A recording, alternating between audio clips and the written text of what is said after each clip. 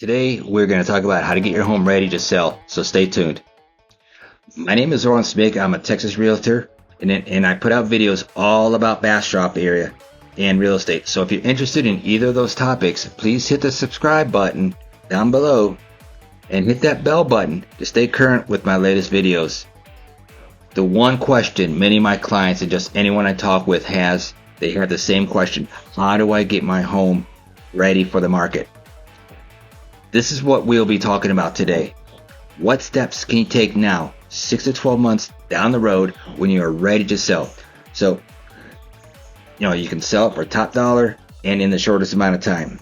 If you're looking to sell your house and want to get the best possible price, you're in the right place. I'm going to cover the essential steps to get your house ready to sell. So grab a notepad because we're going to dive right in. All right, let's start with deferred maintenance. This is about the maintenance that you've been putting off, such as the holes in the drywall, the caulk that turned from white to brown, dark, or gray, gutters that were empty now have been clogged. Take care of these things now. You may think they're insignificant, but buyers, they're going to notice it.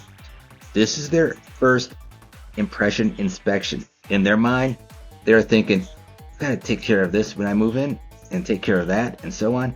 Their perception of the house changes quickly. The more of these deferred maintenance items you take care of now, the better.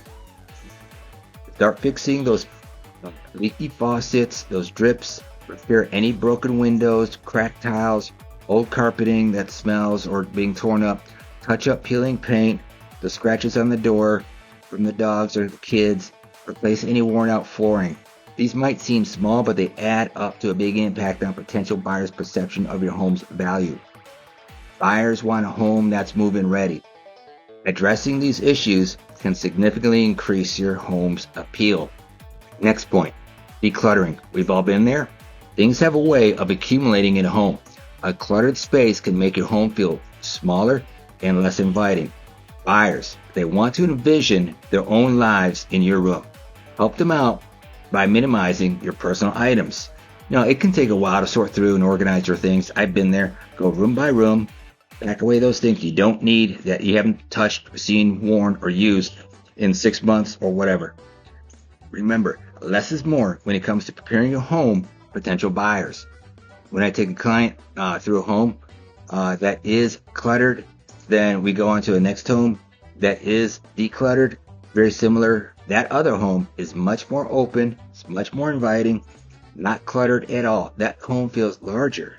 They can visualize. It may be the same size or smaller, but it feels larger. Impression. That's what really is important to a buyer, what a home feels like to them. Start gathering boxes or totes down at Home Depot or Lowe's and begin boxing them up. Boxing up the little things. Store them in boxes in the garage, attic, or rent out a storage spot. Next point is going to be about making your home bright and welcoming. Natural light is a huge selling point. Let's make the most of it. Again, with the buyer, it is what a home feels like. Make it naturally bright as possible. Change the light bulbs to a sunlight bulb. Give it a natural lighting feeling. Open those curtains, clean your windows, add extra lighting where needed. Consider using lighter, neutral paint colors to make rooms feel more spacious and inviting. A well-lit home not only looks better, it feels better, and it's more inviting to the buyers. Updates. Ask yourself, when was the last time you modernized or updated your kitchen, bathroom, floors, hardware such as door handles, electrical outlets and faceplates, etc. When were they last updated? Last thing you want the buyer is for them to walk in and think the Brady Bunch lives here. You got the 1970s shag carpet, etc. You've got the outdated cabinets, bathrooms, the flooring, carpets, etc. They're going to notice them, and they're going to think, oh man, I got to update this kitchen or bathroom. That's going to run $5,000 to $15,000 on top of all the closing costs that they have to pay. If you have not updated the kitchen in 10 plus years, invest some money in those areas and just bring them up to modern standards. Get with the realtor. They may have options for you. Curb appeal. This is the first impression your home makes. They first see your home online with a listing profile picture of the front yard. Everything looks great. Next is when they pull up to your property And this is what they see. Are you still maintaining your yard, mowing it frequently every 2 weeks, etc.? It's crucial to make it a good one. This is where a snap judgment of the house can be made, and it can make or break their interest. There's an interesting psychological concept known as a confirmation bias. So when we first see a person or house or anything, we're going to make a snap judgment decision right then and there based off our very first image of them. We all do it.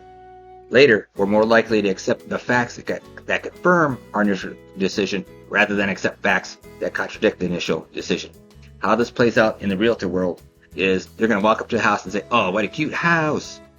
You know, it's all pretty, it's nice." They walk in and they're more likely to look and accept the facts that confirm it's a cute and pretty house, rather than the facts that contradict that maybe this house isn't as cute and pretty on the inside and vice versa. Or they pull up, weeds overgrown, bushes unkept, yard looks like a junkyard. They go inside and they'll begin to notice all those little things that reaffirm their initial perception of your property. That is called confirmation bias.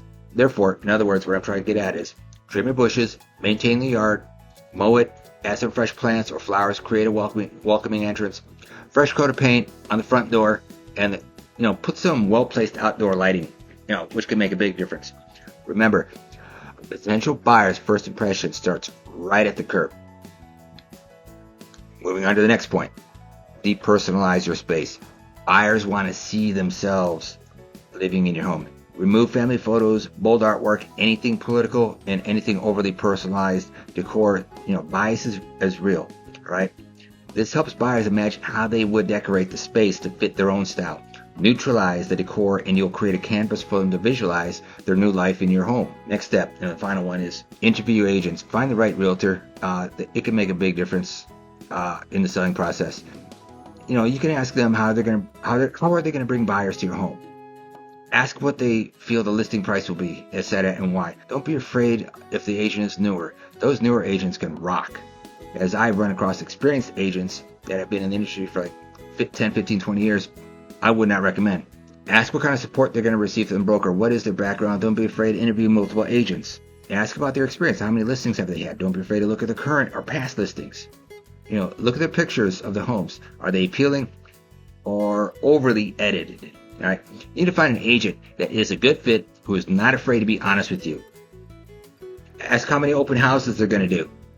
I love doing open houses. They're a lot of fun.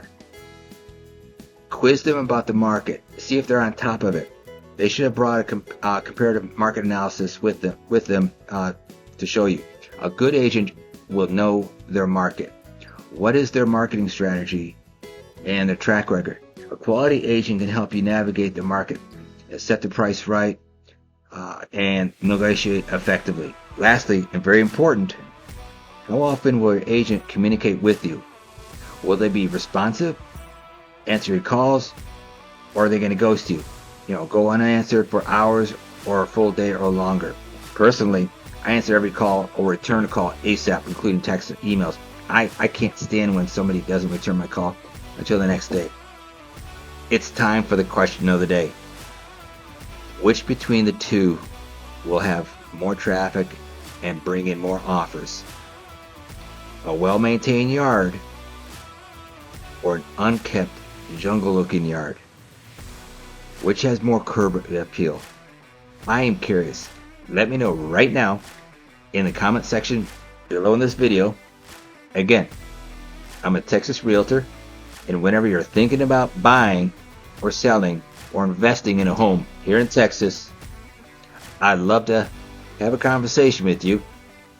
So please feel free to reach out anytime, and I'll see you in my next video.